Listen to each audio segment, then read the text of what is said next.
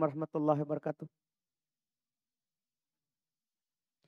Innal hamdalillah nahmaduhu wa nasta'inuhu wa nastaghfiruh wa na'udzu billahi min syururi anfusina wa min sayyiati a'malina.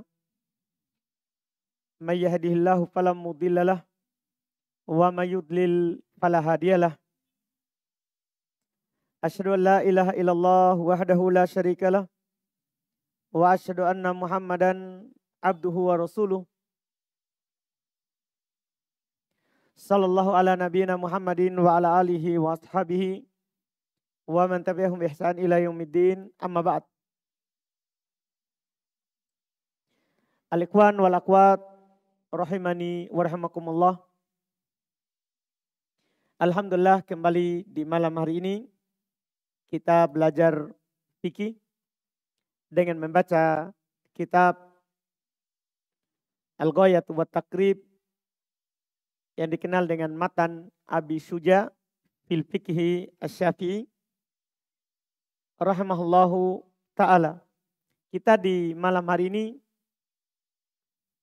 masuk di pembahasan tayamum.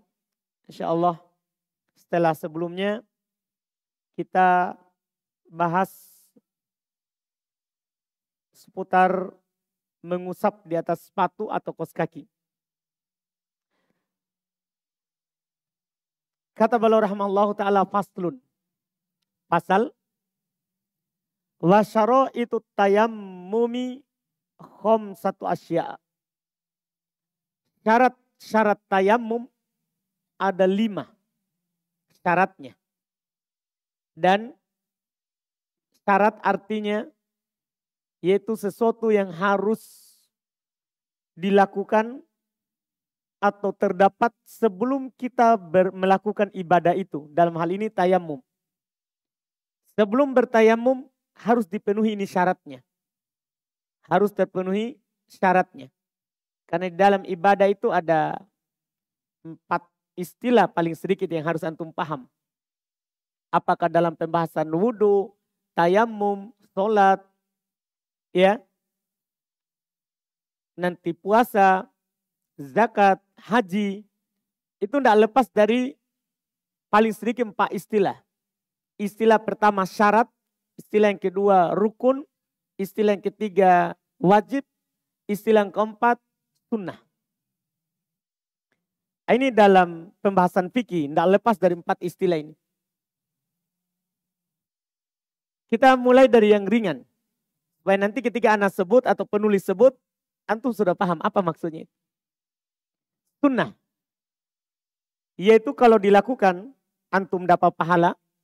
Kalau antum tidak lakukan misalnya karena udur, maka ibadahnya tetap sah. Wudu, tayamum, sholat, puasa, zakat, haji. Kalau dibilang ini adalah sunnah, artinya antum lakukan dapat pahala. Tidak antum lakukan karena udur misalnya, maka antum tidak berdosa, ibadahnya tetap sah. Itu sunnah. Jadi kalau disebut ini sunnah, itu yang antum pahami. Ini istilah ulama fikih, karena sunnah menurut ulama fikih lawan dari wajib. Beda lagi sunnah menurut ahli tafsir. Kalau menurut ahli tafsir sunnah adalah hadits. Iya, sunnah adalah hadits. Karena lawan dari Quran hadits. Lawan dari Quran hadits. Ini kita berbicara di pembahasan istilahnya ulama fikih. Ini yang pertama sunnah. Yang kedua wajib. Wajib itu dalam ibadah apakah wudu, tayamum, sholat, ya, nanti puasa, zakat, haji dalam bab ibadah. Wajib itu sesuatu yang harus dilakukan. Tapi kalau antum tinggalkan karena lupa, tidak sengaja, tidak berdosa. Kalau lupa, tidak sengaja. Kalau dalam sholat diganti dengan sujud sahwi. Itu kalau wajib. Kalau sholat dilupakan, maka wajib diganti dengan sujud sahwi. Kalau di luar daripada sholat yang tidak bisa diganti dengan sujud sahwi, maka harus dilakukan. Ini namanya wajib. Cuman kalau ditinggalkan karena lupa tidak berdosa. Cuman harus diganti. Harus dilakukan. Harus lakukan. Dan ibadahnya tetap sah kalau ditinggalkan. Itu bedanya, ini yang wajib. Bedanya sunnah dengan wajib, kalau sunnah tidak dosa. Terus juga tidak diganti. Ibadahnya sah. Kalau wajib, ibadahnya sah, berdosa. Kalau antum lakukan dengan sengaja. Kalau tidak sengaja, dalam sholat ganti dengan sujud sahwi. Ganti dengan sujud sahwi. Ibadahnya tetap sah, tapi berdosa. Inilah nanti istilah ulama kita. Ini ibadahnya sah, tapi berdosa. Ibadahnya sah, tapi berdosa. Ini wajib. Yang ketiga ada namanya rukun.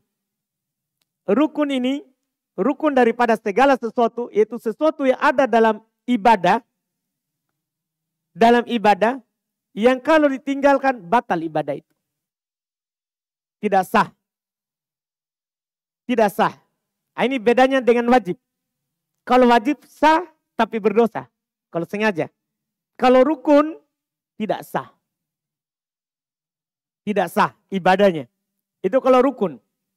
Dan dia berada dalam lingkaran ibadah saat kita melakukannya. Misalnya dibilang baca Al-Fatihah rukun sholat. Itu dibilang rukun bukan syarat. Karena dalam ibadah disebut rukun. Takbiratul ihram, rukun sholat. Kenapa? Kan ini sudah mulai apa? Ibadah. Itu rukun. Itu rukun. Yang keempat, istilah keempat.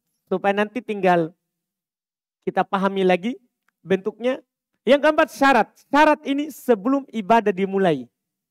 Dan hukumnya sama dengan rukun. Tidak ada bedanya. Kalau tidak ada ibadah.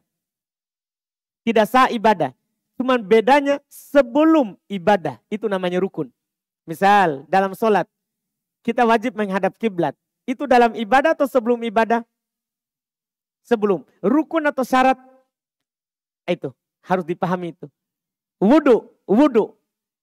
Kan tidak ada sholat tanpa wudu. Tapi kalau antum ditanya, ini wudu syarat atau rukun? Wudu, syarat atau rukun? Syarat. Sholat. Kenapa?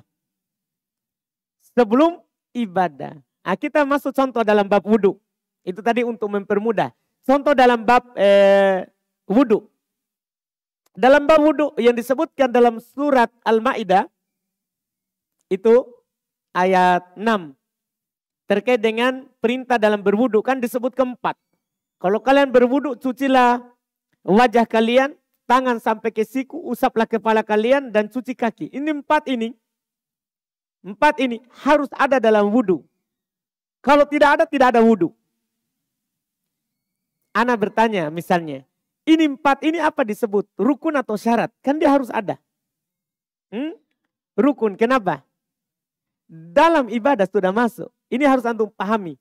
Dalam ibadah. Untuk berwudu harus ada air. Kalau tidak ada air baru boleh pakai tanah. Yang kita akan bahas sebentar. Tayamum. Sekarang, air. Mengambil air atau mendatangi air atau membeli air bagi orang yang mampu. Ini apanya wudu? Syarat atau rukun? Syarat, kenapa? Sebelum ibadah. Mungkin bisa dipahami? Itu perbedaan, banyak orang samar antara syarat dan rukun. Itu saja. Banyak orang samar antara apa? Syarat dan rukun. Kalau wajib, dalam wudu gampang kalau wajib. Selain yang di ayat tadi, surah Al-Ma'idah ayat 6. Selain itu, tapi Nabi perintahkan maka wajib. Kalau dinukil dari perbuatan, maka sunnah. Itu kaidahnya. Misal, Nabi katakan, Ida tawaddo'ta famatmit. Kalau kamu berwudu, maka berkumur-kumurlah. Diperintah, tapi tidak ada di ayat. Apa berarti hukum berkumur-kumur? Wajib atau rukun? Kan yang rukun di ayat. Kalau wudu, yang rukun itu 4. Cuci wajah, tangan sampai siku, usap kepala, sama cuci kaki. Itu di ayat. Kan ayat cuma sebut 4. Sekarang ada hadits. Kalau kamu wudu, berkumur-kumurlah. Hadits Lakit bin Sabirah. Riwayat Imam Abu Daud. Disahihkan oleh Syekh Albani rahimahullah ta'ala. Sekarang, Nabi bilang, kalau kamu berwudu, berkumur-kumurlah. Diperintah, tapi tidak ada di ayat. Apa hukumnya? wajib berkumur-kumur. Ya kan? Nah, dalam masalah sunnah. Tidak ada di ayat, tidak ada perintah dalam hadits lain. Dipahamkan? Dan diperagakan oleh Nabi SAW. Maka apa hukumnya ini? Sunnah. Contoh, Nabi SAW kalau mau berwudu belum mencuci kedua telapak tangannya. Tidak ada lafaz perintah. Apa hukum mencuci kedua telapak tangan? Sunnah. Itu kaidah dalam berwudu. Adapun praktek dalam sholat insya Allah nanti kita akan bahas lagi nanti lebih jauh.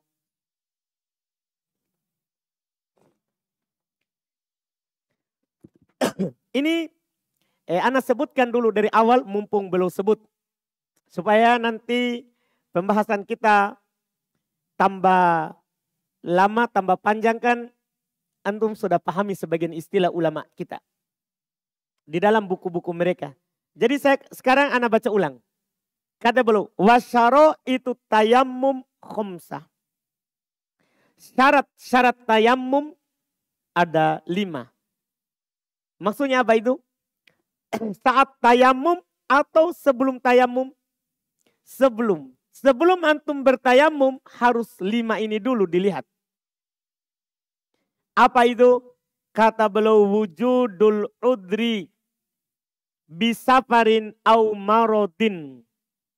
1. Adanya udur. Karena asal di dalam bertoharo air. Itu asal.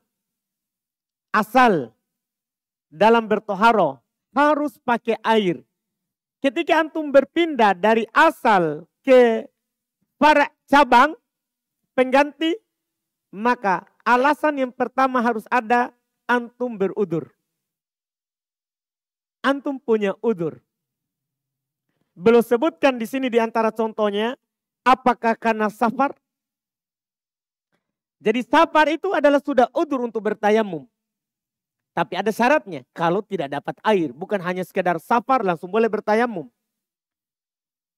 Kalau antum safar, itu sudah udur untuk bertayamum. Ditambah jika tidak ada air. Jika tidak ada air. Iya. Au marodin, atau karena antum sakit. Ini maksudnya ada air, tapi antum tidak bisa pakai air. Ini namanya yang disebut apa? Udur. Ada air, tidak bisa pakai air. Atau bisa pakai air, cuman tidak ada air. Ini 2 udur pokok. Makanya boleh contohkan safar, tidak ada air. Kan biasanya orang safar tidak ada air. Biasanya kalau mukim, mudah orang mendapat air. Sakit, tidak bisa pakai air. Untuk menggambarkan 2 bentuk kita boleh bertayamum. Dan ini syarat pertama. Tidak ada air. Atau ada air tapi sakit. Tapi sakit. Boleh bertayamum. Apa dalilnya? Dalil daripada syarat ini adalah firman Allah Subhanahu wa taala dalam surah An-Nisa ayat 43. Wa in kuntum mardo au ala safar. Apabila kalian sakit atau sedang bersafar. Kemudian di ayat setelahnya dibilang. Falam tajidu ma'an fatayammamu so'idan toyiba. Kemudian kalian tidak dapat air. Maka bertayamumlah dengan permukaan yang suci. Kata Ibn Abbas tafsir ayat ini. Kita butuh pemahaman dari ulama salaf. Dari para sahabat. Apa maksudnya kalau kalian safar. Maka bertayamumlah. Kalau kalian sakit, maka bertayamumlah. Apa maksudnya itu? Kata Ibn Abbas radhiyallahu taala anhuma, ya. Al-makna wa in kuntum mardo fatayammamu wa in kuntum ala safarin walam tajidu ma'an fatayammamu. Masya Allah. Makna ayat ini kata beliau, kalau kalian sakit bertayamumlah. Walaupun ada air.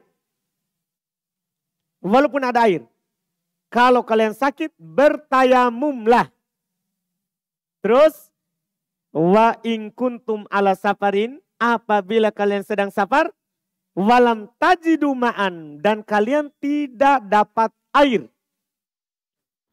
Fatayammamu, maka bertayamumlah. Ini sangat jelas alhamdulillah tafsir dari Ibn Abbasin radhiyallahu taala anhuma. Kita katakan anhuma karena Ibn Abbas sendiri Abdullah sahabat, bapaknya paman Nabi SAW adalah juga sahabat. Ini syarat pertama. Antum lagi safar tidak ada air. Atau antum lagi sakit tidak bisa pakai air. Itulah syarat bolehnya bertayamum. Syarat pertama. Itu ketentuan pertama. Ketentuan kedua. Wadukhulu waktu sholat. Dan masuknya waktu sholat. Ini namanya syarat bolehnya bertayamum. Masuknya waktu sholat. Sudah adzan zuhur, saat safar, kita jamaah takdim misalnya mau sholat dikedepankan, yaitu di waktu zuhur. Kita tidak dapat air, maka bertayamum boleh. Atau kita mau akhirkan, sholat zuhurnya di jamaah terakhir, di waktu asar.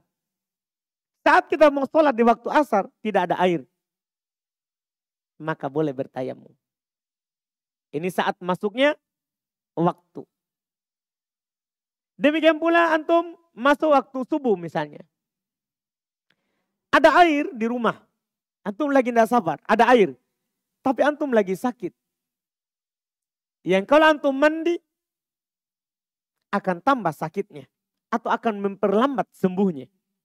Maka boleh bertayamum. Jika masuk waktu subuh. Jika masuk waktu subuh. Ini syarat kedua. Masuknya waktu. Syarat ketiga. Wa tolabul ma. Ini bagi orang yang safar. Bagi orang yang safar. Syaratnya dia harus cari dulu air. Karena kan di ayat. Disebutkan dengan nyata dan jelas. Oleh Allah Subhanahu wa taala syarat bertayamum. Falam tajidu ma'an. Kalian tidak dapat air, berarti sudah dicari. Syarat ini terkandung di dalam ayat tadi. Disebut oleh ulama fikih disebut dengan istilah dalilul isyarah. Berdalil dengan isyarat. Ayat itu mengisyaratkan bahwa kita kalau bersafar tidak ada air kita punya. Maka harus cari dulu. Kan Allah bilang kalian tidak dapat. Berarti mengisyaratkan apa? Sudah cari. Baru tidak dapat. Setelah itu baru boleh bertayamum. Ini syarat tersirat di dalam ayat tadi. Karena dalil itu ada yang tersirat dan ada yang tersurat. Maksudnya ada dalam lafaz dan ada dalam kandungan lafaz. Ini syarat ketiga, syarat yang keempat. Dan ini khusus untuk tayamum, untuk safar ya. Karena kalau orang sakit kan punya air, cuma tidak bisa pakai. Syarat untuk orang sakit setelahnya. Pasangannya. Wa ta'adzuru istimalihi. Tidak bisa menggunakan air. Ada air, tapi tidak bisa menggunakan air. Iya. Ini syarat yang keempat. Yang mana sebenarnya syarat ini 1, 2, 3, 4 itu disimpulkan dengan satu kata. Adanya udur. Selesai. Ya kan? Ketika safar tidak ada air. Ketika sakit tidak bisa pakai air. Kan udur namanya. Itu sebenarnya bisa disimpulkan dengan satu syarat. Jadinya nanti 2 syarat. Dengan yang kelima sebentar. Iya. Jadi itu tersimpulkan. Adanya udur. Apakah karena safar tidak dapat air atau karena sakit tidak bisa pakai air. Itu tersimpulkan dengan kata yang pendek. Syarat kelima. Waktu robut tohir. Kita bertayamum dengan tanah yang suci. Syarat yang kelima ini, para ulama kita berselisih pendapat. Setelah sebelumnya mereka bersepakat, siapa yang bertayamum dengan permukaan tanah, ya dia tepuk permukaan tanah dengan cara nanti yang kita akan jelaskan sifat tayamum, cara bertayamum. Itu maka dia telah sah bertayamum. Dan telah dianggap bertayamum. Tepuk permukaan tanah. Iya. Mereka berselisih apakah memang harus permukaan tanah atau boleh dengan semua yang bersambung dengan tanah. Seperti pohon, tembok. Atau bagaimana? Ini yang diperselisihkan. Ini yang diperselisihkan. Madhab Imam Syafi'i rahimahullah, demikian pula Imam Ahmad rahimahullah. Mereka berkata, la yajuzu at-tayammum illa biturabin tohir. Lahu gubarun ya'liku bil wajhi wal yadain. Ini madhab Imam Syafi'i dan Imam Ahmad. Tidak boleh bertayamum kecuali dengan tanah yang suci yang memiliki debu yang melengket di tangan dan wajah ketika diusap. Jadi dia haruskan apa? Tanah. Haruskan tanah. Ini madhab. Mereka berdalil dengan ayat tadi yang kami baca. Tadi ayatnya di surah apa tadi? Surah An-Nisa ayat 43. Allah katakan, fatayammamu so'idan toyiba. Bertayamumlah dengan so'id yang suci. Kata mereka, as-so'id ay at-turab. So'id artinya tanah. Paham terjemahannya? Jadi mereka artikan itu as-so'id dalam ayat tanah. Makanya mereka katakan berarti diharuskan apa? Tanah. Diharuskan tanah. Ini pendapat. Sementara Imam Malik dan Imam Abu Hanifah, jadi 4 madhab terbagi 2. Imam Malik dan Imam Abu Hanifah dinukil oleh ulama Syafi'i sendiri pembahasan dari mereka seperti Al-Imam An-Nawawi, demikian pula Al-Imam Ar-Rafi'i rahimahullah. Mereka bilang yajuzu aidon bima huwa muttasilun bil ardi kasyajari wa zar'i. Boleh juga dengan apa saja yang bersambung dengan bumi. Dengan tanah. Seperti pohon dan tanaman. Dan tanaman. Boleh semua yang bersambung dengan tanah. Yang penting ada pondasinya di bawah ke atas. Semuanya boleh. Bahkan sampai mereka bilang dari batu. Tidak ada debunya ataupun ada. Iya. Demikian pula tembok. Semuanya. Ada debunya ataupun tidak. Ini kata mereka. Demikian pula ini adalah pendapat dari Al-Imam Al-Auza'i. Sufyan Ats-Tsauri berkata dinukil oleh Imam An-Nawawi dalam syarah Sahih Muslim. Yajuzu bikulli ma ala wajhil ardi hatta bisalji. Kata Imam Al-Auza'i, demikian pula Sufyan Ats-Tsauri, boleh dengan semua yang ada di atas permukaan bumi. Bahkan walaupun salju. Salju ada debunya enggak? Kan dipastikan tidak ada. Boleh. Apa dalilnya? Yang anehnya dalilnya sama, satu ayat. Tapi pemahamannya. Kalau pendapat pertama tadi dipahami as-so'id at-turab. Dalilnya ayat juga tadi. Fatayammamu so'idan toyiba. Bertayamumlah dengan so'id yang suci. Apa pemahamannya? Apa sisi pendalilannya? Kata mereka, as-so'id kullu ma tasaw'ada ala wajhil ard. Semua yang berada di atas permukaan bumi. Itulah as-so'id. Dan secara bahasa pun, secara kamus, antum bisa lihat. As-so'id artinya semua yang ada di atas permukaan. Pendapat ini berarti antum bisa bertayamum dengan punggung saudaranya antum. Boleh. Bisa antum bertayamum dengan belakang kursi. Boleh antum bertayamum dengan kasurnya antum. Yang penting berada di atas mana? Permukaan bumi. Ini pendapat. Dan ini memang ada salafnya juga. Dalil mereka sama. Sama-sama ayat.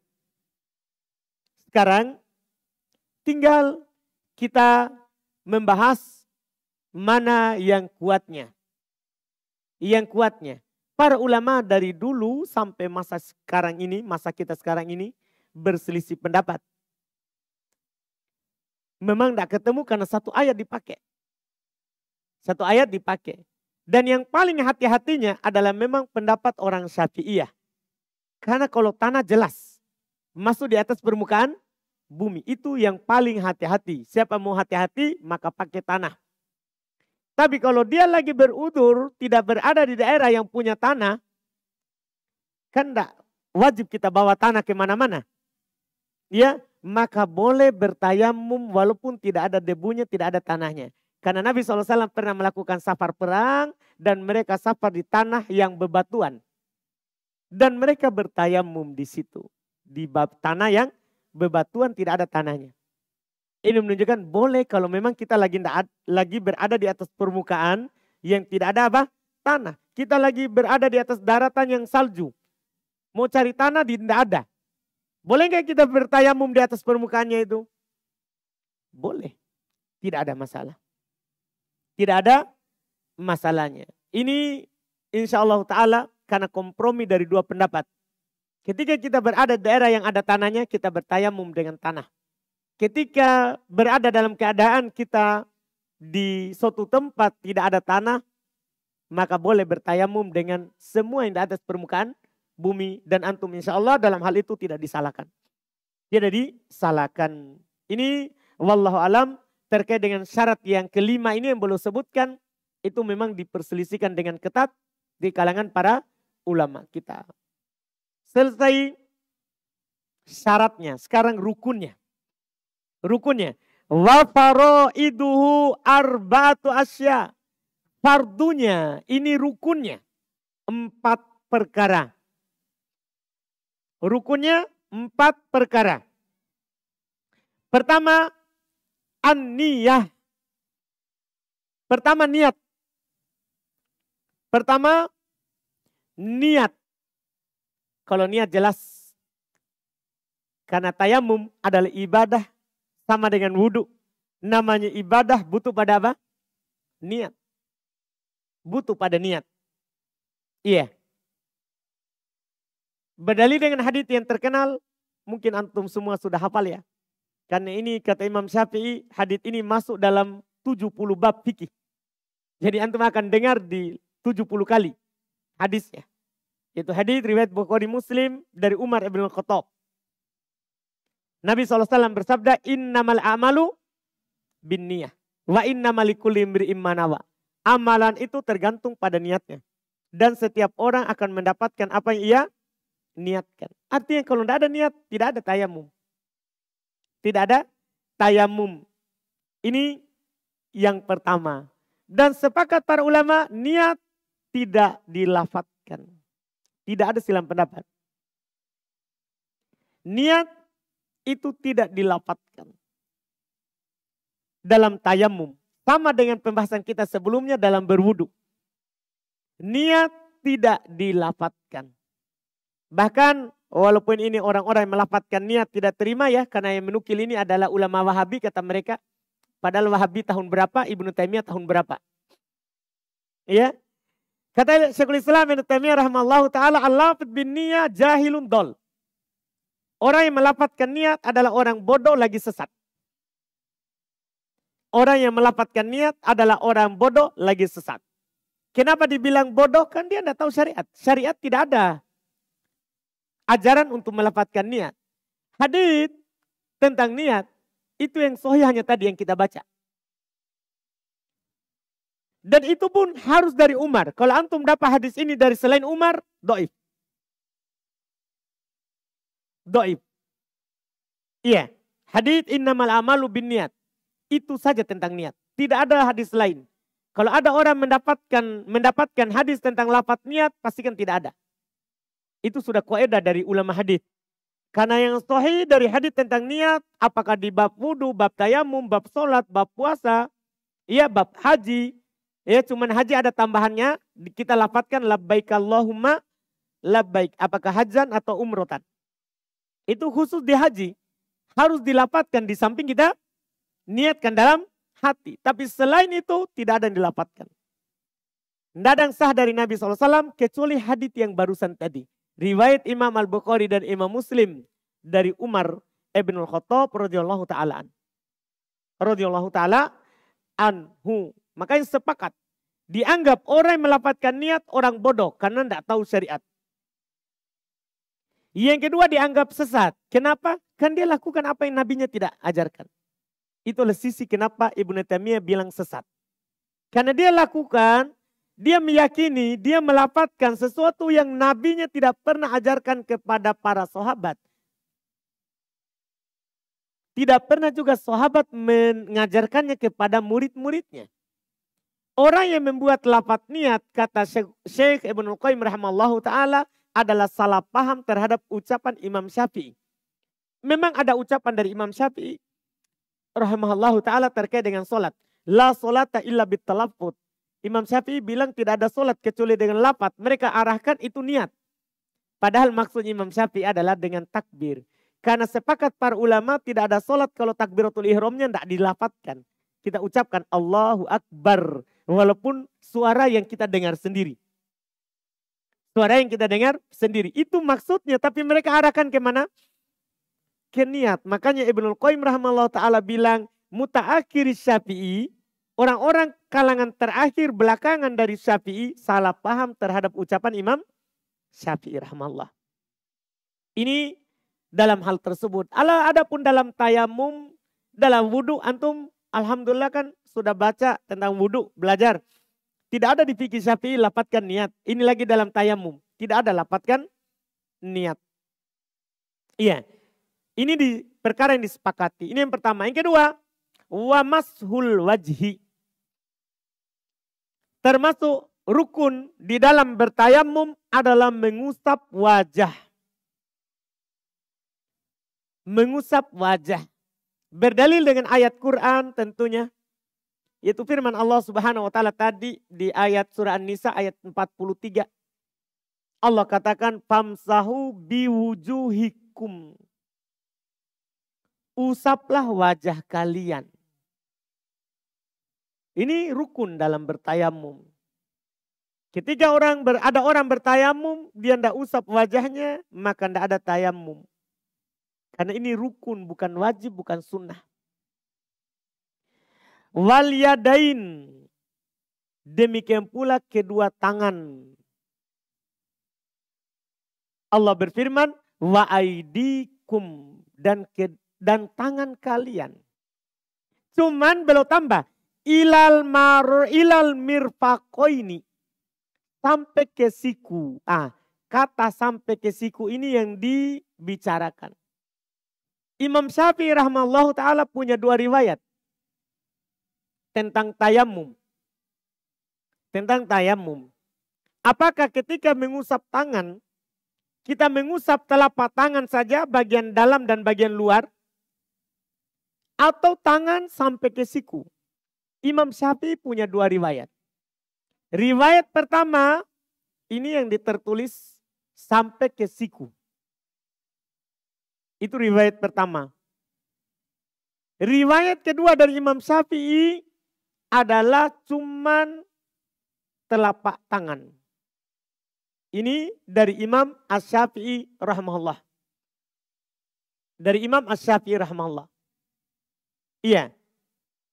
Yang dipegang oleh kebanyakan dari orang-orang Syafi'iyah seperti Al-Imam An-Nawawi rahimahullah, demikian pula Al-Hafidz Ibnu Hajar rahimahullah, dan yang lainnya dari ulama Syafi'i, mereka menguatkan bahwa dalam mengusap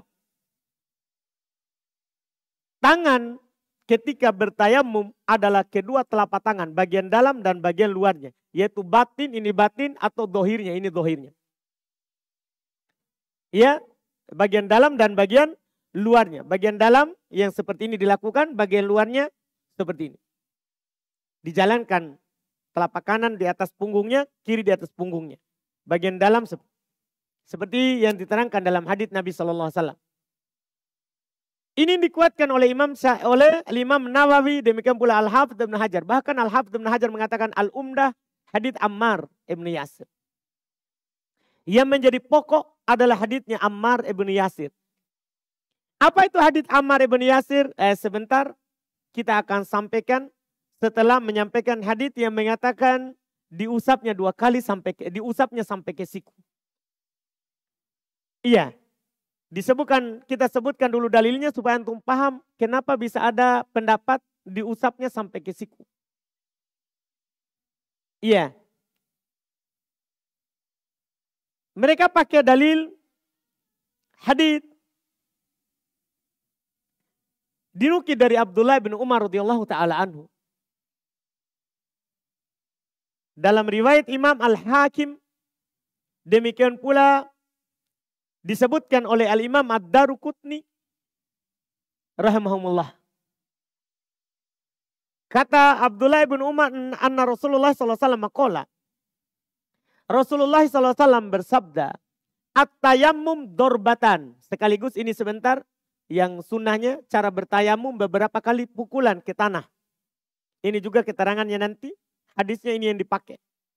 Tayamum itu 2 kali pukulan. Dorbatun lil wajhi, 1 pukulan untuk wajah. Wa dorbatun lil yadain, ilal mirfaqain. Perhatikan hadisnya. Dan 1 pukulan untuk tangan sampai ke siku. 1 kali pukulan untuk tangan sampai ke siku.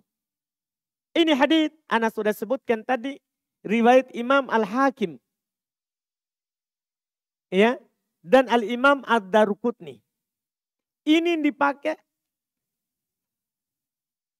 oleh 1 riwayat dari Imam Syafi'i, dan juga oleh orang-orang Syafi'iyah yang mengatakan bahwa tayamum itu diusap sampai siku kalau tangan. Dan juga sekaligus walaupun nanti akan datang pembahasannya supaya langsung selesai, nanti tinggal diisyaratkan. Tayamum itu dengan 2 kali pukulan dengan hadis yang kami baca tadi. Sementara pendapat lain dari Imam Syafi'i, dan ini yang dipilih juga oleh kebanyakan dari ulama Syafi'i, dan ini pendapat dari Imam Ahmad, Imam Malik. Artinya ini pendapat mayoritas. Bahwa bertayamum itu kalau mengusap tangan cukup telapak tangan. Bagian dalamnya dan bagian luarnya. Dan cukup dengan 1 kali pukulan. 1 kali tepuk ke tanah. Untuk wajah dan tangan. Untuk wajah dan tangan. Apa haditsnya? Dalilnya? Hadits riwayat Al-Imam Al-Bukhari dan Imam Muslim. Riwayat Imam Al-Bukhari dan Imam Muslim. Dari Ammar ibn Yasir radhiyallahu ta'ala anhu beliau bercerita, saya pernah diutus oleh Rasulullah SAW lihajatin, untuk sebuah kebutuhan. Untuk sebuah keperluan. Fa'ajnabtu. Saya pun junub dan tidak punya air. Saya pun junub dan saya tidak punya air. Fatamarraktu tamarrugud dabah alal ard. Saya pun berguling-guling seperti berguling-gulingnya hewan di atas tanah. Kan dia kira tayamum itu seperti mandi. Kan kalau orang junub kan mandi harus siram semuanya. Ya kalau junub juga kalau tidak ada air ya tayamum harus guling. Itu yang belum pahami. Sepulang dari kebutuhan itu dia ceritakan kepada Nabi SAW. Ini nanti yang menguatkan ini nanti pendapat. Dia ceritakan saya junub. Datang waktu sholat saya tidak punya air sementara saya harus sholat. Saya pun berguling-guling. Ketika itu kata Nabi SAW kepadanya. Innama yakfika. Cukup bagi kamu antakula biyadaika hakada. Untuk melakukan dengan kedua tanganmu seperti ini. Dan Nabi praktekkan dengan perbuatannya. Belum pukul 1 kali kedua tangannya ke tanah.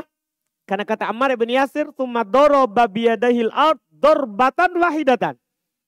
Nabi SAW memukulkan dengan kedua tangannya ke tanah 1 kali pukulan. 1 kali pukulan. Dan belum mengusap wajah dan tangannya.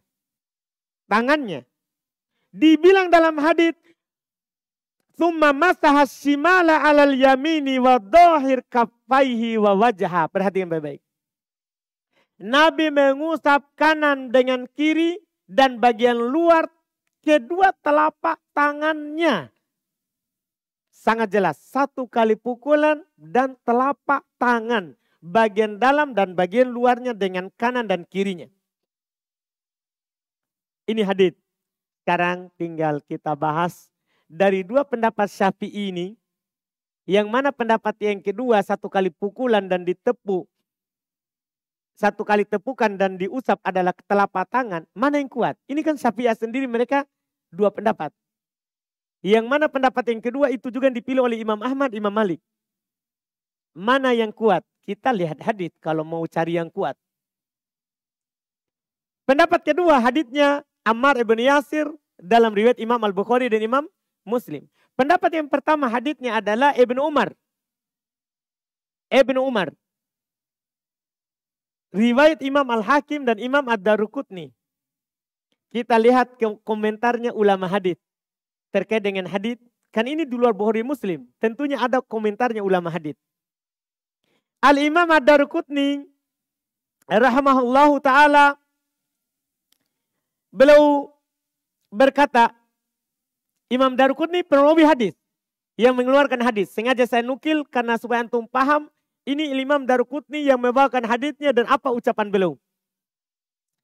Kata beliau rahimahullahu ta'ala, Al-Imam Ad-Daruqutni, wa sahahal a'imma waqfahu. Para ulama hadis mensohikan hadis ini bukan ucapan Nabi, tapi ucapan Ibnu Umar. Selesai. Itu sudah titik pertama. Antum sudah pahami bersama, boleh kita beramal dengan pendapat sahabat dengan 2 syarat. Kalau kurang 2 syarat ini tidak boleh. Syarat pertama, tidak boleh menyelisih hadis. Sekarang, apa yang dilakukan oleh Ibnu Umar? Apakah menyelisih hadis Nabi? Dia selisih. Hadis Ammar bin Yasir, Bukhari Muslim. Nabi ajarkan kepadanya cara bertayamum. Ibnu Umar menukil 2 kali pukulan dan sampai ke siku. Titik 1. Syarat ini tidak terpenuhi berarti bukan hujah. Syarat yang kedua, tidak boleh menyelisih sahabat lain. Ibnu Umar sudah menyelisih Ammar ibn Yasir. 2 syarat tidak terpenuhi, maka tidak boleh antum pakai hujah. Itu 2 syarat. Karena yang sahih ini bukan perkataan Nabi. Perkataan Ibnu Umar. Adapun dari perkataan Nabi SAW, kata Abu Zur'ah, hadithun batil. Keras. Yang disandarkan kepada Nabi SAW hadits ini, bahwa Nabi menepuk 2 kali, kemudian mengusap sampai ke siku, kata Abu Zur'ah, hadithun batil. Ini adalah hadits yang batil, palsu kalau dari Nabi. Palsu kalau dari Nabi SAW. Bahkan Al-Hafidz Ibnu Hajar sendiri rahimahullahu ta'ala beliau berkata dalam kitab Fathul Bari, al-ahadithul waridatu fi sifatit tayammum. Perhatikan ucapan ini dan ini menjadi pokok. Ini ulama Syafi'iyah. Hadits yang datang tentang sifat tayamum, maksudnya cara bertayamum, lam yasihha min hasiwa hadithi Ibnu Juhaim wa hadithi Ammar. Hadits tentang cara bertayamum tidak ada satupun yang sahih kecuali 2 hadits. Hadits Ibnu Juhaim dan haditsnya Ammar. Yang mana 2 hadits itu tidak ada yang menyebutkan sampai ke siku. Mungkin sudah jelas tentang hal tersebut. Makanya pendapat yang mengatakan sampai ke siku itu lemah sekali. Haditsnya batil kalau dari Nabi. Anggaplah sahih dari Ibnu Umar dan memang nyatanya seperti itu. Sah dari ucapan Ibnu Umar tapi menyelisih siapa? Nas. Menyelisih Nabi SAW. Apalagi dalam hadits Ammar ibn Yasir itu babnya taklim. Tahu babnya taklim? Babnya lagi pengajaran. Memang Ammar ibn Yasir salah dalam mempraktekkan tayamum. Nabi SAW ajarkan kepadanya. Dan dalam bab taklim itu lebih kuat penanamannya daripada bab penyampaian biasa. Karena dalam bab taklim ada kaidahnya. Bahwa para ulama kita mengatakan la yajuzu ta'khirul bayan fi waqtil hajah. tidak boleh mengakhirkan penjelasan pada saat dibutuhkan. Ini Ammar ibn Yasir lagi butuh pengajaran. Maka Nabi mengajarkan kepadanya ilmu yang membuat tayamumnya sah. Di situ dilakukan. Sekaligus sekarang berarti kita sudah tahu cara bertayamum. Lewat hadits Ammar ibn Yasir tadi. 1 kali tepukan. Kemudian kita mengusap wajah. Dalam riwayat Imam Al-Bukhari sebelum usap ditiup dulu. Supaya tidak terlalu bermandi debu. Dalam riwayat Bukhari. Kalau Bukhari Muslim tidak ada kata tiup. Dalam riwayat Bukhari ditambahkan ditiup dulu. Baru mengusap wajah. Kemudian kedua tangan bagian dalam dan bagian luarnya. Itulah cara bertayamum. Itulah cara bertayamum. Wat tartib. Kemudian kewajiban berikutnya. Rukun berikutnya wajib tartib berurut. Berurut. Yaitu sesuai yang disebutkan duluan dalam ayat. Apa yang disebutkan dulu dalam ayat? Wajah atau tangan? Wajah. Kata Allah terkait dengan ayat tayamum tadi di dalam surat Al-Maidah ayat berapa? Ayat 43 kata Allah famsahu biwujuhikum. Usaplah wajah kalian. Wa aidikum dan tangan kalian. Kata Nabi SAW dalam hadits riwayat Imam Muslim. Abda'u bima bada Allah. Saya mulai dengan apa yang Allah duluan sebut. Kan sama dengan sofa ketika kita bersa'i. Bersa'i itu kan kita berjalan antara Marwah dan sofa. Kita mulainya dari mana? Dari mana kalau sa'i? Dari Marwah ke sofa atau dari sofa ke... Tidak ada keterangan dari Nabi SAW. Cuman ada ayat. Ada ayat. Inna sofa wal marwata. Apa yang disebutkan duluan? Sofa. Berarti dari sofa dulu kemudian Marwah baru kembali. Kata Nabi, abda'u bima bada Allah. Saya memulai dengan apa yang Allah sebut duluan. Sekarang di sa'i begitu. Allah sebutkan duluan sofa, maka dari sofa baru ke Marwah. Dalam tayamum juga seperti itu. Mulailah dengan apa yang Allah sebut duluan. Allah mulai dengan wajah, kemudian apa? Kemudian tangan. Kemudian tangan. Itu ya. Faraidnya, rukun-rukunnya. Adapun sunnah-sunnahnya, mungkin di pertemuan akan datang. Sunnah-sunnah dalam bertayamum. Karena sunnahnya kita pasangkan dengan pembatal tayamum. Masalah perkara yang sunnah-sunnah dalam tayamum, kita pasangkan dengan pembahasan pembatal tayamum insyaallah ta'ala. Kita adzan dulu baru masuk di tanya jawab.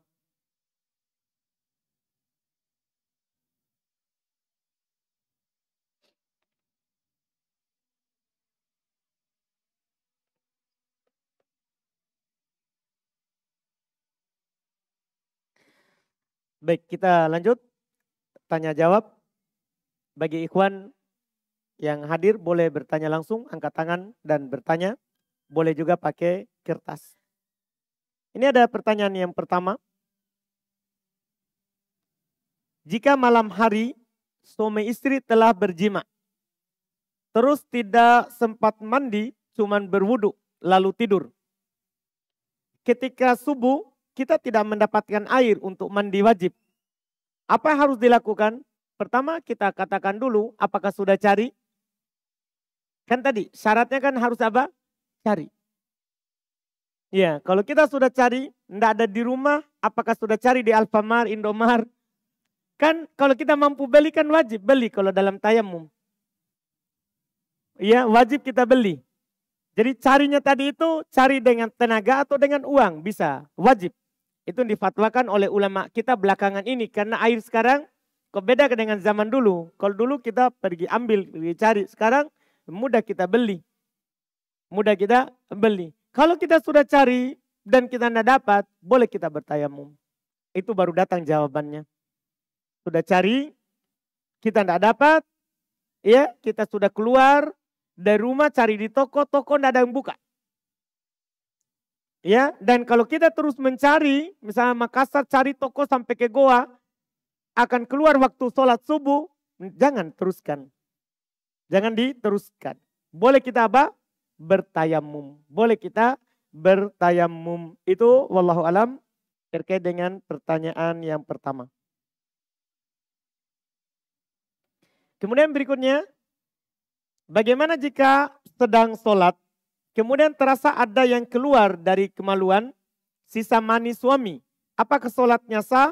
Kalau dia sudah suci sebelumnya, usahakan dia bersih, suci, kemudian dia berwudu, dia mandi, junub misalnya dari hasil tersebut. Kemudian dia melakukan sholat, dibangun di atas dasar bahwa sudah keluar semua. Maka tidak berbahaya yang keluar setelahnya. Karena itu masyakoh. Berat kalau kita bilang harus batalkan lagi. Baru ya cuci dulu, baru masuk lagi sholat. Itu masyakoh. Itu akan memberatkannya. Maka hal itu ya mirip dengan orang yang selalu keluar darahnya. Yaitu orang yang selalu kencing.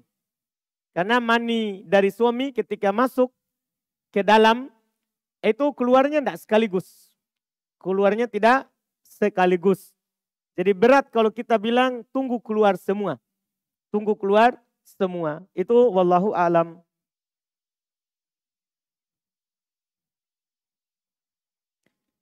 Kemudian berikutnya, apakah perempuan yang telah melahirkan akan membayar puasanya cukup dengan fidyah, memberi makan anak yatim, atau fidyah tambah membayar puasa di hari lain selain Ramadan? Dalam hal ini ada silang pendapat. Ada silang pendapat. Dan apa yang disebutkan oleh penanya itu termasuk ada pendapat seperti itu. Dinukil ada 4 pendapat. Dan yang terkenalnya, paling masyhurnya 2. Itu yang terkenalnya. Iya. Yaitu pendapat yang mengatakan dia fidyah, tidak qadha. Ini bagi perempuan yang melahirkan, menyusui. Dia fidyah, tidak qadha. Dia fidyah, tidak qadha. Ini pendapat.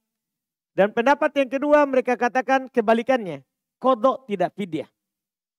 Qadha, tidak fidyah. Pendapat yang kedua ini dipilih oleh Asy-Syaikh bin Utsaimin, Asy-Syaikh bin Baz. Kenapa? Karena ya orang yang sedang hamil atau sedang menyusui itu dia tinggalkan bukan karena sakit. Kan dia sehat. Bukan juga karena tidak mampu berpuasa seperti orang tua yang tidak mampu terus-menerus. Kan kalau orang tua yang tidak mampu terus-menerus, maka boleh fidyah, tidak qadha.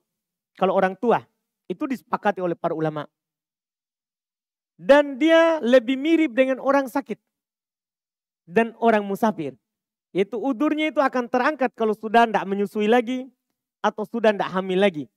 Jadi dia lebih mirip dengan orang sakit atau orang musafir. Ini kata Asy-Syaikh bin Utsaimin. Apalagi telah datang hadis bahwa Nabi SAW menggandengkan 4 golongan dalam satu hadis.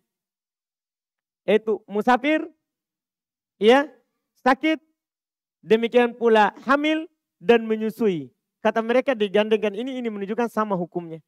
Sama hukumnya. Wallahu alam, ini pendapat yang paling kuat, dia qadha tidak fidyah. Dia qadha tidak fidyah. Itu wallahu alam. Ibnu Abbas sendiri punya 2 pendapat. Dalam satu riwayat beliau bilang fidyah tidak qadha, dalam satu riwayat beliau bilang ya qadha tidak fidyah. Qadha tidak fidyah. Itu wallahu alam.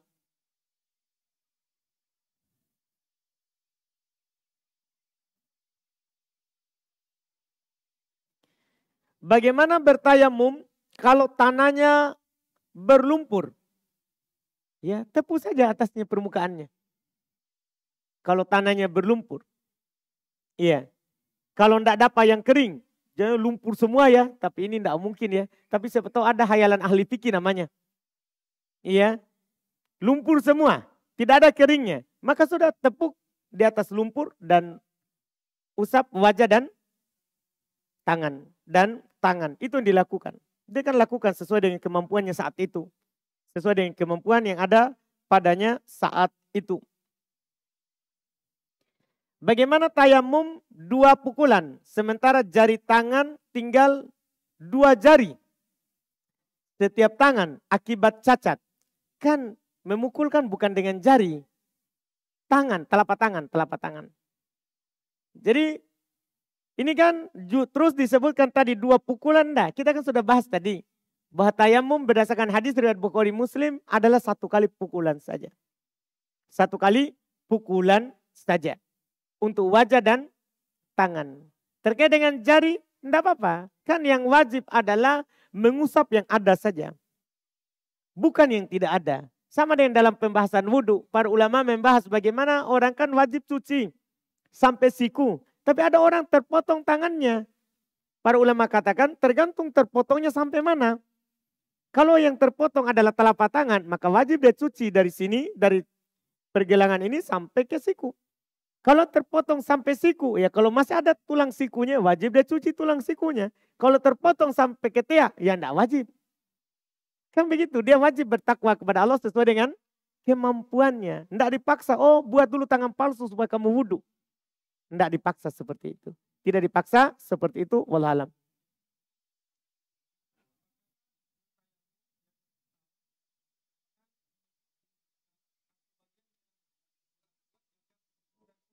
Baik.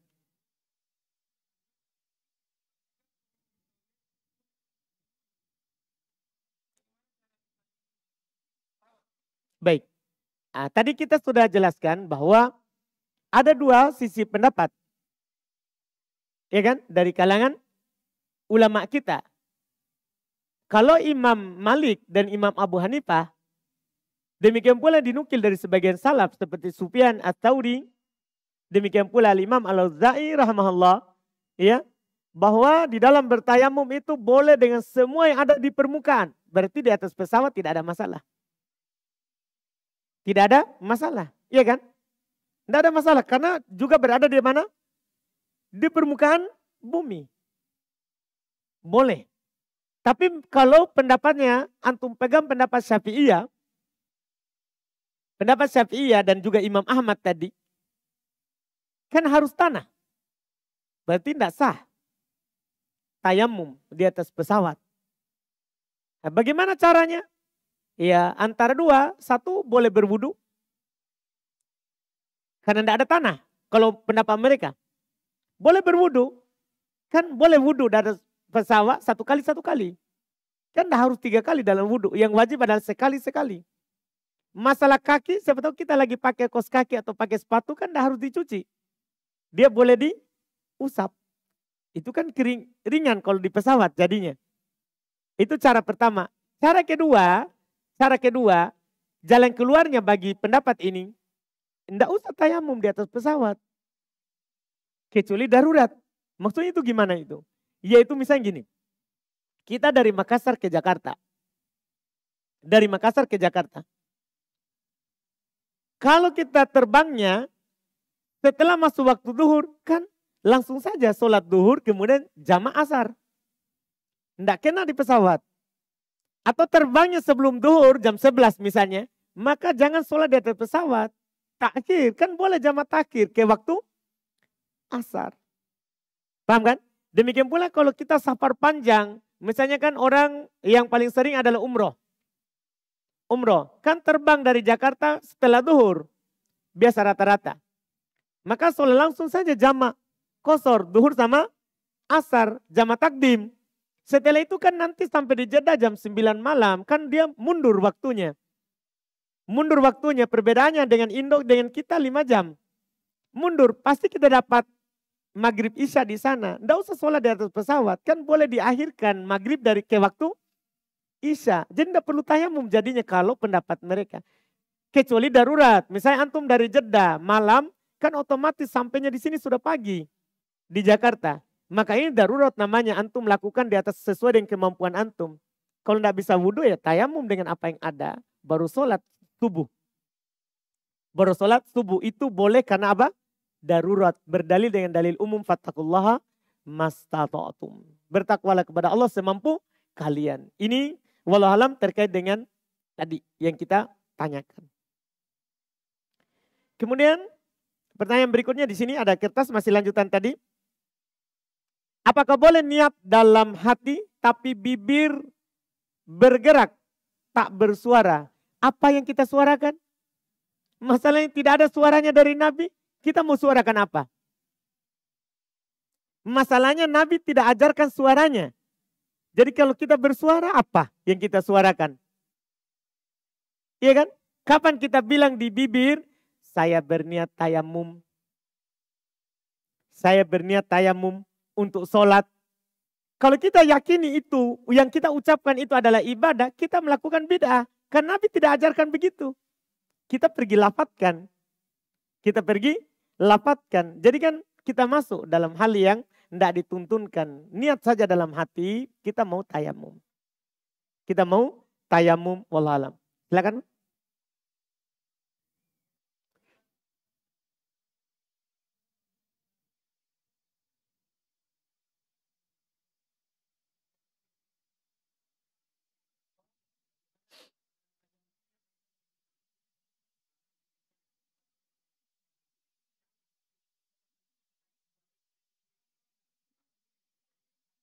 Baik, Masya Allah. Pertanyaan pertama, bagaimana orang kalau dia sudah mencari air, tapi airnya tidak suci. Tapi tadi dia bertanya, dia isyaratkan tidak sucinya kotor gitu ya. Ini yang mengkotorinya apa, Pak?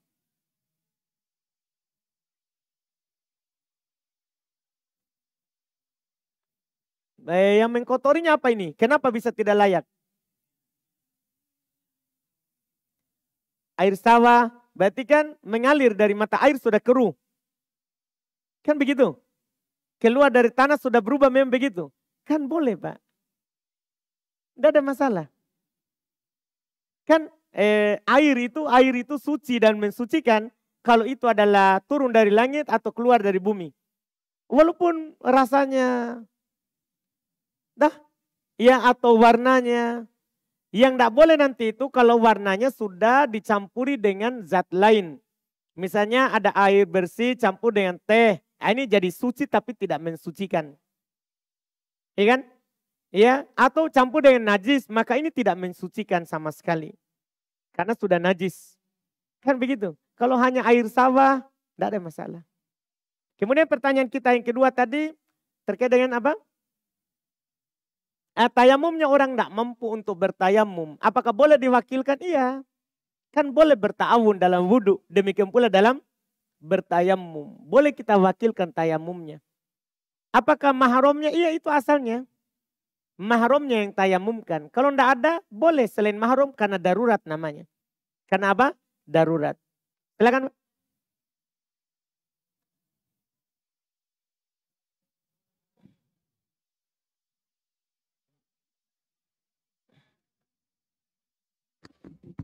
Bismillah, saya ada 2 pertanyaan Ustadz. Silakan. Yang pertama, bagaimana sejarah awal sehingga muncul perintah untuk bertayamum? Apakah Nabi sakit, tidak ada air, atau beliau lagi syafar? Masya Allah. Itu yang pertama. Yang kedua, apakah orang bertayamum boleh menjadi imam sementara makmumnya orang yang berwudu? Terima kasih. Baik. Itu yang kedua. Jadi yang pertama, bagus juga pertanyaannya itu, Masya Allah. Ya, tadinya kita merasa itu tidak perlu disampaikan, tapi jadinya jadi perlu. Jadi sejarahnya itu Pak, asal daripada syariat bertayamum, dia disyariatkan di tahun ke-6 Hijriah. Iya, bertayamum itu disyariatkan tahun ke-6 Hijriah. Ceritanya Nabi SAW keluar untuk perang Bani Mustalik. Beliau waktu perang itu safarnya beliau bawa Aisyah radhiyallahu taala anha. Dan qadarullah Aisyah sebelum pergi belum meminjam kalungnya seseorang dari perempuan. Dia pinjam kalungnya untuk pergi berhias untuk Nabi SAW saat safar. Karena istri itu kan hias untuk suaminya saat mukim dan saat safar. Tidak ada udur. Iya, untuk tidak berhias untuk suami. Jadi dia bawa pinjam kalung. Saat pulang, kalungnya jatuh. Kalungnya jatuh, hilang. Para sahabat mencari itu kalung. Mencari kalungnya sampai masuk waktu sholat. Kata mereka, walaisa ma'ana ma. Tidak ada bagi bersama kami air. Dan kami juga tidak ada di tempat yang ada air. Itu kejadiannya. Maka turunlah ayat tadi itu Pak. Jadi di tahun ke-6 di perang itu. Turunlah ayat tadi yang kita baca. Fatayammamu in kuntum. Apa tadi ayatnya? Di surat Al-Ma'idah ayat apa tadi? Ayat 43. Allah Subhanahu wa taala katakan sebelumnya in kuntum mardo au ala safar. Jika kalian lagi sakit atau sedang safar, turun ayat itu. Falam tajidu ma'an fatayammamu sa'idan thayyiba. Kalian tidak dapat air, maka bertayamumlah dengan permukaan yang suci. Itu sejarahnya Pak. Di tahun ke-6 Hijriah. Setelah Nabi hijrah dari Makkah ke Madinah. Disyariatkan pas di perang itu. Pas di perang itu. Iya, ini alhamdulillah. Pertanyaan yang kedua tadi. Ada orang? Sekarang apakah sah sholatnya imam dia bertayamum sementara makmumnya apa? Wudu dengan air. Sah. Sholatnya. Kalau kita tanya apakah sah? Sah. Karena tayamum kan pengganti wudu Pak. Sebagaimana sah imamnya yang berwudu, demikian pula sah imamnya kalau dia bertayamum. Tidak ada penghalangnya dalam hal tersebut. Karena al-badal yakumu maqamal mubdal. Pengganti menggantikan kedudukan yang dia gantikan. Yang dia gantikan. Dalam hal ini wudu yang dia gantikan. Seperti itu wallahualam. Silakan. Bismillah, pertanyaan dari YouTube. Yang pertama, kalau kita lupa rakaat sholat sunnah, apakah harus diganti dengan sujud syahwi? Baik. Untuk pertanyaan pertama ini, apakah kalau kita lupa saat sholat sunnah diganti juga dengan sujud sahwi? Iya, kaidah umumnya hukum sholat wajib dengan sholat sunnah sama. Kecuali ada dalil yang mengkhususkan. Dan dalam sujud sahwi tidak ada dalil yang mengkhususkan. Jadi kita juga sunnah kita ganti dengan sujud sahwi wallahualam. Pertanyaan selanjutnya, apakah hukum wanita bekerja sebagai PNS? Kalau pekerjaannya mubah boleh. Yang penting pekerjaannya mubah, halal hasilnya. Dengan syarat dia bisa melindungi dirinya dari fitnah. Ya, dalam pekerjaannya itu. Juga dengan syarat dia dalam pekerjaannya itu tidak ada dosa dan maksiat. Seperti campur baur. Itu syarat-syarat yang ditetapkan. Karena para ulama mengatakan perempuan asalnya di rumah. Sholat saja yang wajib itu lebih baik di rumah daripada apa? Di masjid. Bagi perempuan. Tapi kalau dia minta ke masjid suami tidak boleh larang. Seperti dalam hadits Abdullah bin Umar radhiyallahu taala anhuma. La tamna'u ima Allahi masajidallah. Jangan melarang hamba perempuan Allah kalau dia mau ke masjid. Tapi tempat terbaik untuknya di rumah, itu sholat. Demikian pula pekerjaan. Iya, itu wallahualam. Selanjutnya Ustadz, bagaimana cara mengetahui tanah yang akan dipakai tayamum, apakah suci atau tidak? Cara mengetahuinya kita bangun di atas kaidah asal. Asal semuanya suci. Kecuali kita lihat ada najisnya baru kita keluar dari itu. Asalnya. Karena memang dalam hadits Nabi SAW, riwayat Imam Al-Bukhari dan Imam Muslim, kata Nabi SAW, waju'ilat liyal ardu masjidah wa tahura. Tanah ini seluruhnya dijadikan untukku masjid dan alat untuk bersuci. Asalnya begitu, suci semuanya. Nanti kita ada najis yang kita lihat baru kita hukumi najis. Wallahualam. Selanjutnya Ustadz, ini terkait tadi pertanyaannya saudara kita mengenai tayamum di pesawat. Ya. Setahu kami, sepanjang melakukan perjalanan safar, baik itu yang dekat maupun yang jauh, misalnya semisal umroh, tidak pernah kami mendapati air di pesawat itu habis, Ustadz. Ya, Betul. Alhamdulillah. Kemudian memang ada beberapa ustadz yang pernah kami dengar, ustadz lain yang berpendapat tetap boleh melakukan tayamum pada saat perjalanan seperti itu. Nah, sementara yang kami ketahui itu tadi kaidahnya bahwa selama masih ada air, maka tayamum itu tidak perlu kita lakukan. Bukan sesuatu yang urgen atau yang bisa menggantikan air, Ustadz. Nah, pertanyaannya kemudian bagaimana dengan orang-orang yang berdalil seperti itu, Ustadz? Apakah dia pada saat sholat dengan melakukan tayamum di pesawat semisalnya, sholatnya bagaimana, Ustadz? Baik. Ya, terima kasih. Kalau dia bangun di atas pendapat yang mengatakan bahwa boleh bertayamum ilahnya safar saja. Kan tadi ada penyebutan kan, ilahnya kan dalam fikih Syafi'iyah dibilang safar atau sakit. Safar atau sakit. Ketika dia sebutkan sebabnya ada safar, maka boleh walaupun ada air. Cuman tadi Ana lebih condong dengan tafsirnya Ibnu Abbas. Nah kalau dia bangun, tapi kalau dia bangun di atas itu tadi, sahabat. Tidak mengapa. Kalau dia mengatakan sebabnya adalah apa? Safar. Ya cuman kenapa kita kuatkan tadi safar dan tidak ada air. Atau tidak bisa pakai air. Karena tafsirnya Ibnu Abbas. Karena Ibnu Abbas tafsirnya adalah hujah.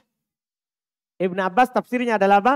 Hujah. Karena Ibnu Abbas tafsirnya kalau kalian sedang safar dan tidak ada air. Itu lebih terang. Lebih terang. Tapi siapa yang pakai dengan pendapat yang pertama? Sah sholatnya. Yang penting dia bangun di atas pendapat itu. Dan dia yakin itu yang benarnya. Dia yakin itu yang benarnya. Memang ada pembicaraan.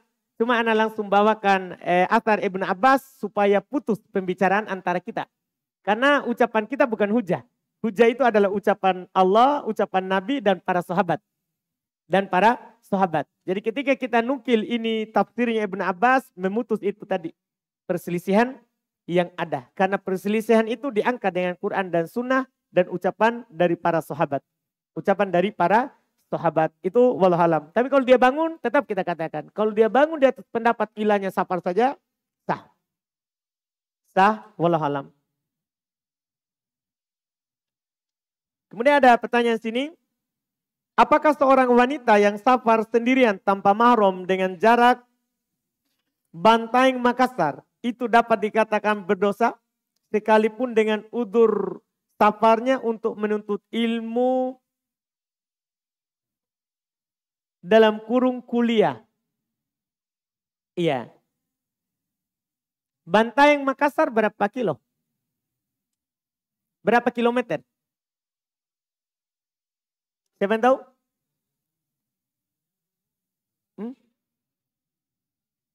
Siapa orang Bantaeng ini? Tidak ada ya. Berapa Pak? 200 lebih. Wah sepakat kalau itu jarak safar.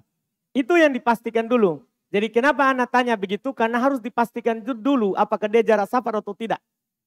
Karena gini, di bawah 80 kilo itu diperselisihkan. Tapi kalau sudah di atas 80 kilometer, itu sudah sepakat kalau itu adalah jarak safar. Di bawahnya diperselisihkan, mayoritas bukan safar kalau di bawah 80. Syekhul Islam Ibnu Taimiyah mengatakan safar, yang penting hurufnya orang bilang situ safar.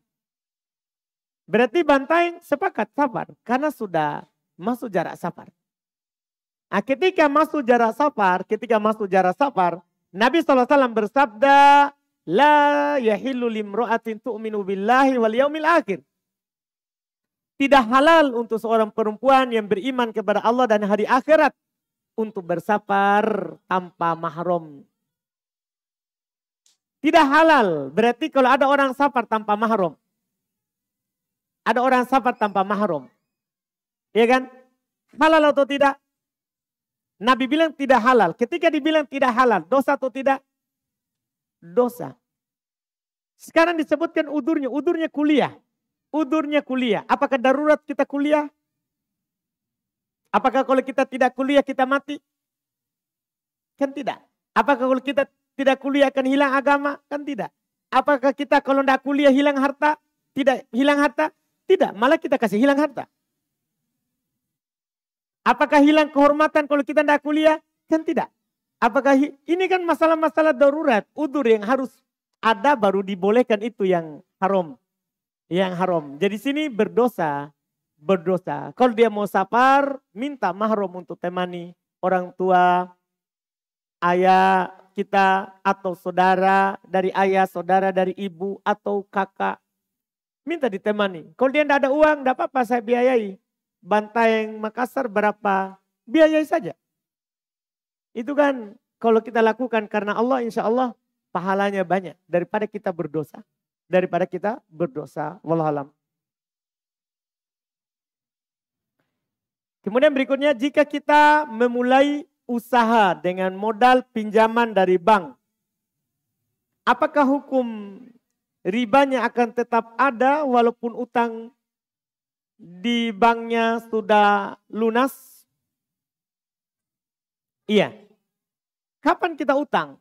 Kalau kita utang saat kita tidak tahu hukumnya, kemudian kita tahu hukumnya dan kita sudah bertobat dan akhirnya juga alhamdulillah sudah lunas, maka Allah Subhanahu wa taala berfirman, "Faman ja'ahu mau'izatun min rabbih fantaha falahu ma salaf wa amruhu ilallah." Siapa yang datang kepadanya nasihat yang mendalam dari Rabb-nya, kemudian dia berhenti, maka baginya apa yang telah berlalu. Urusannya kembali kepada Allah Subhanahu wa taala. Jadi apa yang telah berlalu bagi kita dimaafkan. Tapi yang bahaya kalau kembali lagi, itu yang masalah. Itu yang masalah. Karena bagi yang kembali lagi setelah tahu, datang nasihat dari Rabb-nya, itu yang masalah. Maka kata Allah, faulaika ashabun nar hum fiha khalidun. Mereka itulah penghuni neraka, mereka kekal di dalamnya. Kekal apakah karena lamanya dia di neraka baru keluar, atau kekal memang selama-lamanya. Karena orang yang kembali melakukan riba setelah dia tahu hukumnya, pasti ada unsur penghalalan sedikit. Ada unsur penghalalan. Nah, menghalalkan yang haram itu bahaya, itu kekafiran. Makanya dibilang kekal. Itu dibilang kekal. Ini sisi disebutkan dalam ayat wallahualam. Iya. Bagaimana sikap kita kepada keluarga yang murtad? Apakah tetap berlaku baik? Ya, secara perkara dunia kita berlaku baik. Nabi SAW bermuamalah dengan orang Yahudi, dengan orang Nasoro, orang munafikin. Kita beramal secara perkara dunia. Adapun masalah agama tidak. Masalah agama kita tidak boleh ya condong atau ya berbuat baik lagi kepadanya, wallahualam.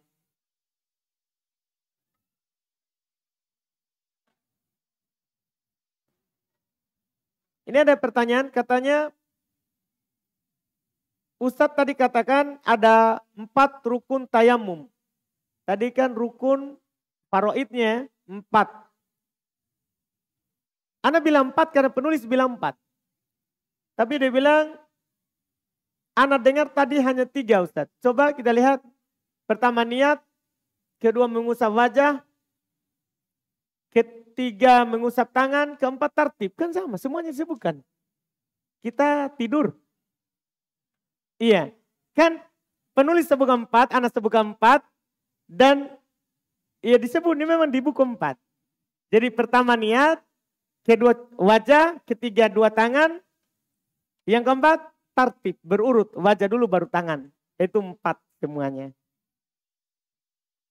Mungkin kita tadi lalai sedikit. Sehingga yang ada 4. Apakah saudara susuan adalah mahram? Iya. Berdalilkan dengan ayat dalam Al-Quran. Ada surah Nisa ayat 23. Termasuk mahram adalah saudara dari sepersusuan. Tapi dengan syarat 5 kali ya. 5 kali susunya. 5 kali susuannya. Dia menyusu 5 kali. 1 kali dia cabut karena dia sudah kenyang. Ya. Kemudian 2 dia ulang lagi nanti saat lapar. Susu lagi 2 kali, 3 kali, 4 kali, 5 kali. 5 kali. Dan itu anak kecil yang belum memakan makanan. Bukan orang dewasa. Kalau orang dewasa biar 100 kali tidak jadi mahram. Iya. Siapa tahu ada langsung bilang, oh berarti boleh ini supaya jadi mahram kita susu saja di ibunya.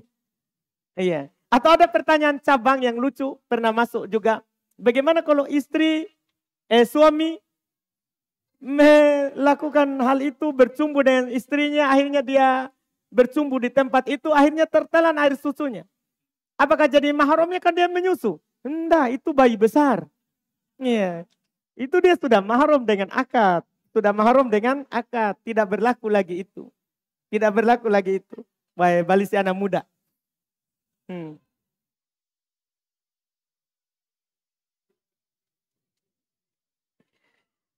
Kemudian berikutnya, Ustadz, bagaimana hukumnya bersalaman dengan ayat tiri? Apakah itu termasuk hal yang dilarang atau tidak? Ayat tiri kan mahram. Ketika ayat tiri kita menikahi ibu kita dan dukhul, maksudnya sudah berhubungan badan, maka ayat tiri mahramnya anak. Mahramnya anak tirinya. Mahramnya anak tirinya. Kalau belum dukhul, belum sempat berhubungan badan dengan ibu kita, maka bukan mahram. Misalnya baru akad langsung talak. Langsung talak. Boleh dia menikah lagi nanti dengan ayat tirinya. Karena belum mahram. Belum mahram. Tidak boleh bersalaman dengannya. Wallahualam. Itu juga dalilnya tadi. Surah An-Nisa tentang mahram. Ayat 23 tentang mahram. Wallahualam.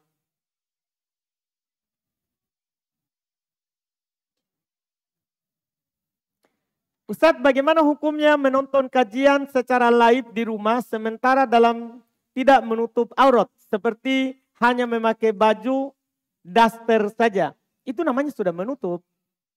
Kan aurat orang, hijabnya seorang perempuan di rumah itu adalah rumahnya. Hijab itu kan hijab syar'i itu ada dua penggunaannya. Hijab syar'i maksudnya menutup semuanya ketika keluar rumah. Kalau di rumah hijabnya adalah rumahnya, tembok rumahnya. Tembok rumahnya. Jadi kalau dia hanya pakai daster tidak ada masalah. Walaupun kalau mau mengagungkan lagi ilmu dia pakai juga jilbab. Itu lebih sempurna. Itu apa lebih sempurna? Wallahu a'lamu.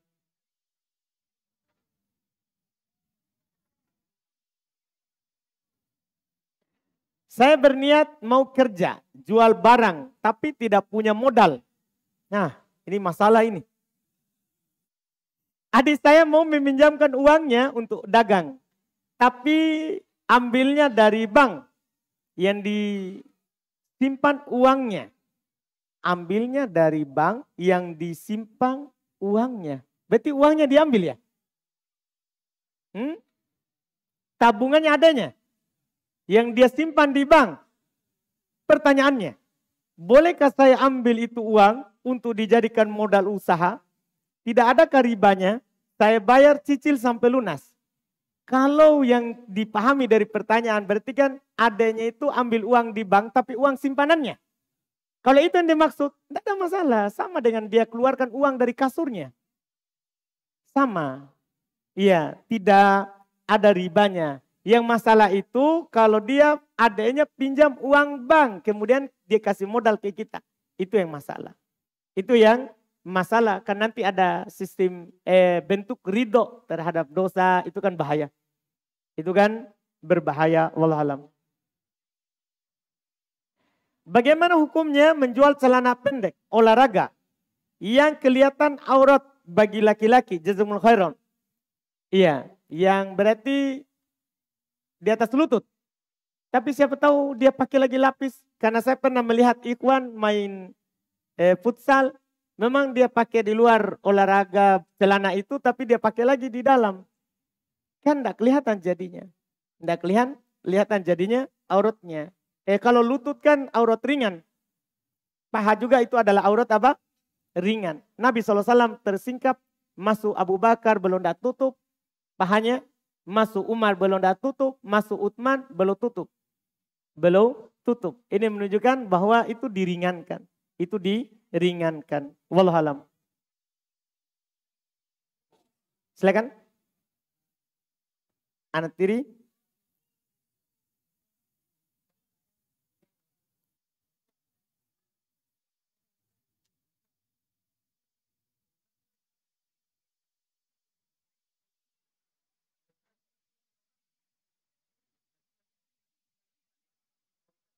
Baik, Masya Allah. Ini contohnya ngeri ya, tapi bagus. Ya. Ini contoh pertanyaan yang sangat bagus. Ya karena daripada menghayalkan orang lain, kita sudah menikah betul. Istri tak janda. Oh baik, tahu. Berarti kasus nyata. Iya, baik. Jadi dia menikahi janda. Punya anak. Tapi tidak tinggal sama dia. Tinggal sama ayahnya. Jadi dia dapat jandanya saja, tidak tinggal sama anaknya. Juga. Apakah itu anak mahramnya? Itu pertanyaannya. Kan tidak tinggal sama dia. Pertanyaannya bagus, mantap. Jadi sebenarnya itu gampang sekali jawabannya. Kita tinggal baca tadi, saya sudah isyaratkan berkali-kali. Tentang mahram tadi, surat An-Nisa ayat berapa? Ana bilang tadi ayat 23. Kita memang lihat dikatakan di situ kita terkait dengan mahram kata Allah Subhanahu wa taala, ya. Di sini waroba ibukumul lati fi hujurikum min nisaikum allati dakhaltum bihinna fa illam takunu dakhaltum bihinna fala junaha alaikum. Demikian pula anak tiri kalian, anak dari istri kalian yang telah kalian gauli.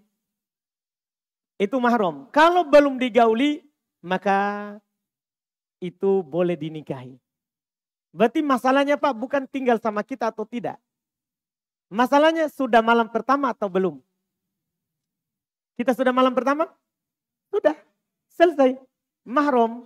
Jadi bukan, enggak harus apa? Tinggal sama kita. Kapan kita sudah gauli ibunya, itu anak jadi mahram. Enggak boleh kita nikahi setelahnya. Dipahami? Itu yang disebutkan. Silakan.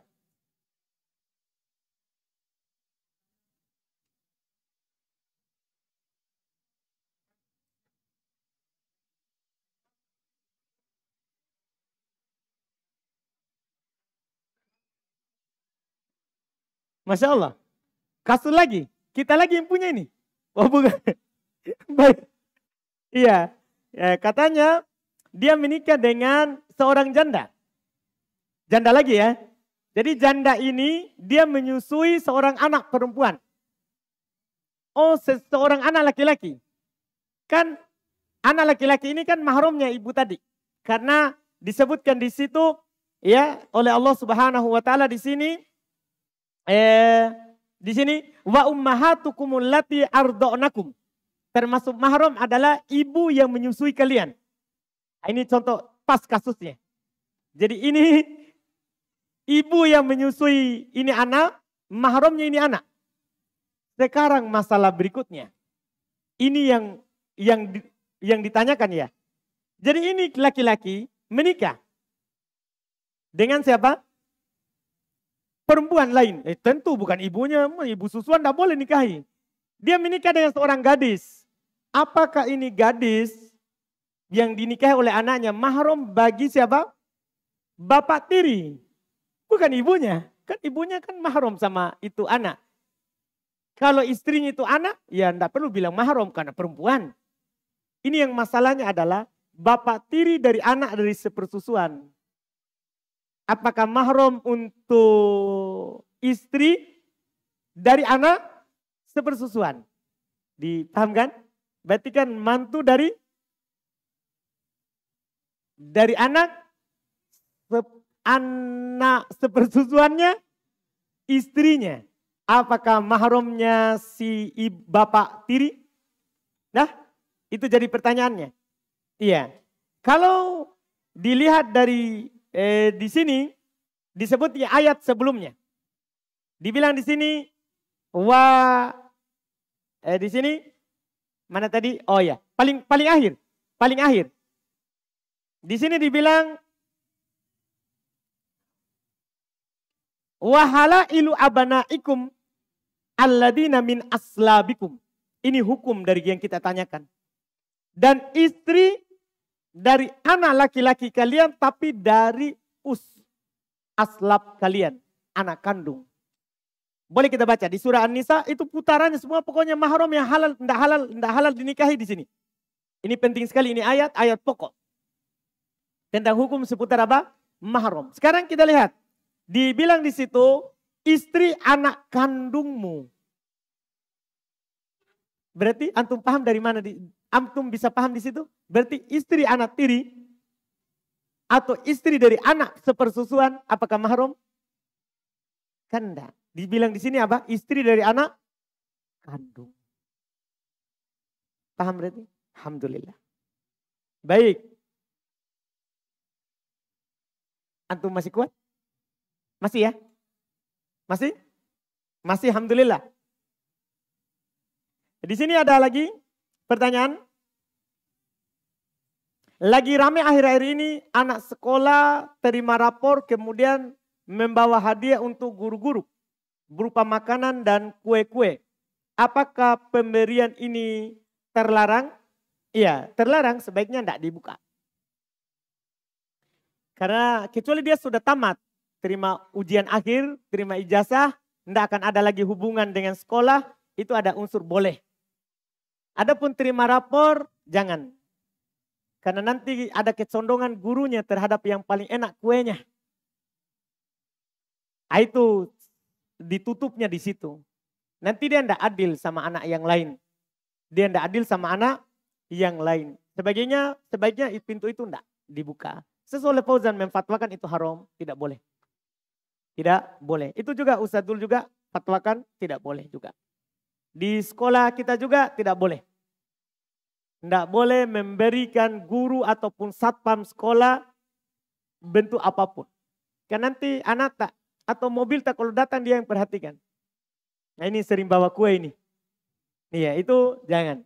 Dan dibuka. Dan memang kalau sekolah kita, kalau sekolah yang kita punya memang larang. Memang larang karena hal itu tidak boleh. Apa hukumnya menjual barang KW Ustadz? Kalau kita jelaskan kalau itu barang palsu. Iya, jelaskan itu bukan asli. Tidak ada masalah. Masalah orang kasih palsu itu kan masalah pabrik. Bukan lagi kita yang menjualnya. Itu wallahu a'lam.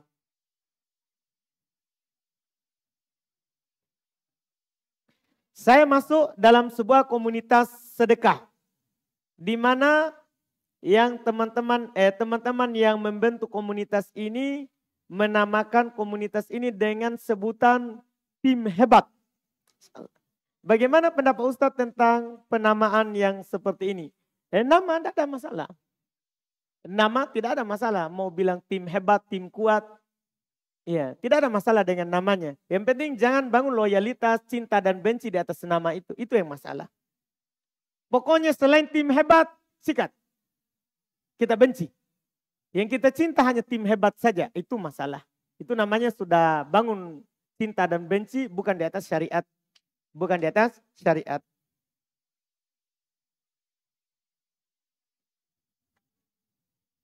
Ini ada pertanyaan berikutnya. Sabar, ini sisa 2, alhamdulillah. Iya. Terkait dengan materi pekan lalu, apabila anak safar batal wudu, apakah anak wudu sempurna dan mengusap kup atau berwudu cuman mengusap kup? Ya, kita sudah bilang berwudu sempurna dan mengusap kup, mengusap sepatu. Tidak boleh hanya mengusap sepatu saja, itu namanya tidak berwudu. Itu namanya tidak berwudu. Jadi kita, kan Nabi kan dituangkan oleh Al-Mughirah air. Belum berwudu sempurna. Pada saat kaki Al-Mughirah mau buka sepatunya, Nabi bilang jangan. Saya pakai dalam keadaan saya sudah bertoharoh. Dan Nabi usap di atasnya. Nabi usap di atasnya. Baik, ini satu lagi. Apa boleh sholawat ada irama? Kalau kita tidak iramakan itu lebih baik. Itu lebih baik. Itu wallahualam. Baik. Ada kemarin anak janji hadiah sebelum anak lupa. Tidak ada orangnya. Disimpankan lagi nanti karena sudah janji. Iya. Kemudian ini ada 2. Siapa mau dikasih hadiah? Kita angkat tangan tadi atau turunkan lagi? Ini ada 2. Ada 1 semua tentang jenazah, 1 sifat wudhu. Siapa yang mau dikasih hadiah? Baik. Yang kita mau atau tidak? Karena habis angkat turun. Iya. Yang paling belakang. Baik. Syarat tayamum tadi ada berapa? Ada 5. Oh mantap. Betul 5. 1. ada udur. Karena safar atau sakit. 2. Tidak bisa pakai air. Terus tidak dapat air.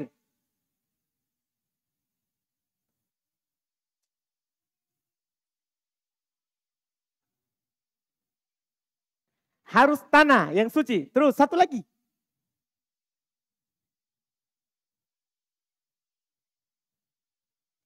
Satu lagi.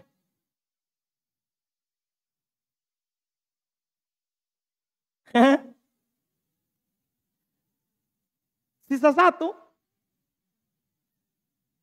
Kita kasih nggak hadiahnya? Hah? Dibantu atau tidak? Iya, Masya Allah. Masuknya waktu sholat. Ada yang bantu ya? Ada bisi-bisi tetangga? Ada ya? Doakan yang bisikan. Kita pilih yang mana, Pak? Jenazah? Baik, alhamdulillah. Sisa satu, siapa yang mau? Kita, Pak? Baik, alhamdulillah. Tadi syarat tayamum. Enggak, syarat sudah. Faraidnya, rukunnya tadi. 4. 1, kita lihat buku, enggak boleh. Iya. Jangan lihat buku, jangan lihat buku. 1. Wajah, tangan, tertib. 3. Oh, sudah kita sebut 1. Apa tadi? Oh, niat. Baik, 4. Mantap, Pak. Alhamdulillah. Nggak intip tidak? Nggak, Ji. Alhamdulillah. Baik. Alhamdulillah. Selesai?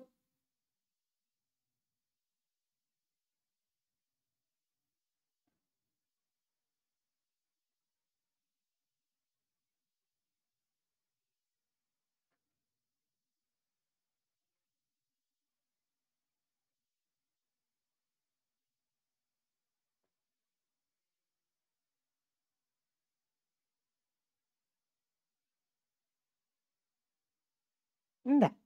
Iya kan dia sudah diam di tempat itu. Enggak membahayakan. Kan yang membahayakan saat safar. Nah, kalau sudah sampai di tempat tujuan kemudian mahramnya kembali, enggak ada masalah. Kan dia sampai aman.